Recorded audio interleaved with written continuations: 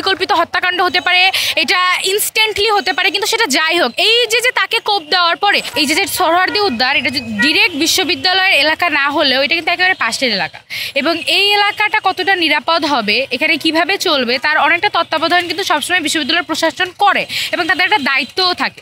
সেখানে টুকিটাকি রেকি দেওয়া, মাদক সিন্ডিকেট বন্ধ করা, কিন্তু আমরা দেখলাম এই যে নতুন প্রশাসন, সে কিন্তু এগুলো কিছু করেনি।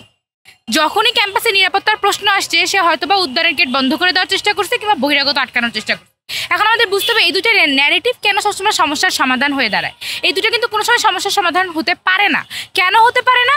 বিশ্ববিদ্যালয়ে বহিরাগত আসলে আমরা নিরাপদ না, কিন্তু আমাদের কাছে তো বহিরাগতও নিরাপদ না। আমরা দেখছি যে তোফাজ্জল হত্যাকাণ্ড হয়েছিল, সেটার বিচার কিন্তু এখনও বিশ্ববিদ্যালয় প্রশাসন করেনি, এবং আমরা মিডিয়া থেকে খবরও পেয়েছি, রিপোর্টও হয়েছে যে বিশ্ববিদ্যালয় প্রশাসন তদন্ত রিপোর্ট তৈরি করতে কোনো ধরনের সাহায্য করছে না।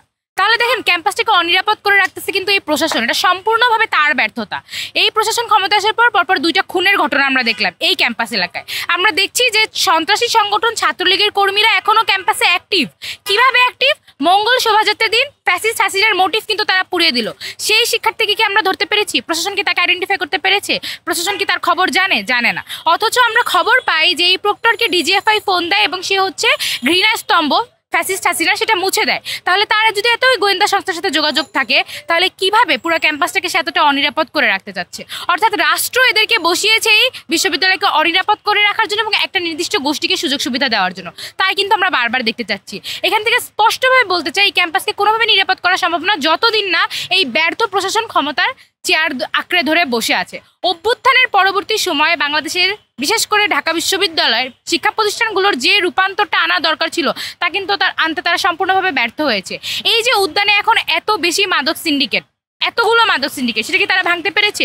উদ্যানকে কি তারা শিক্ষার্থীদের জন্য, শুধু শিক্ষার্থীরা না এই শহরের মানুষের জন্য নিরাপদ করতে পেরেছে?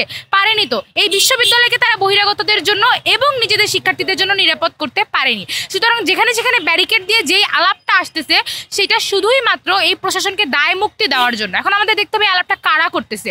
আমরা কিন্তু ফ্যাসিস্ট হাসিনার আমলেও এই যে আওয়ামী প্রশাসন ছিল, যারা নাকি আওয়ামী লীগের দালালি করতো, সেই মাকসুদ কামাল ভিসির যে প্রশাসন ছিল, তারা যখন কোনো জবাবদিহিতার মুখোমুখি হতো তখন আমরা দেখতাম ছাত্রলীগ হচ্ছে এইভাবে প্রশাসনকে প্রোটোকল দিত।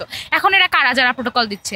আমরা দেখতে পাচ্ছি সে নতুন এক ছাত্রলীগের আবির্ভাব ঘটেছে, যারা এই সরকারকে যেভাবে সকল কিছু থেকে জবাবদিহিতা থেকে মুক্ত করতে চায়, সেভাবে এই প্রশাসনকেও কিন্তু তারা দায় মুক্তি দিয়ে সম্পূর্ণ দায়টা অন্যদের উপরে চাপিয়ে দেওয়ার চেষ্টা করছে। এই ধরনের অপতৎপরতা যতদিন চলবে আমরা আসলে ক্যাম্পাসকে নিরাপদ করতে পারবো না। এখানে শিক্ষার্থীদের মধ্যে থেকে যে দাবিটা উঠেছে সেটা অবশ্যই মানতে হবে, ভিসি এবং প্রক্টরকে অবিলম্বে পদত্যাগ করতে হবে।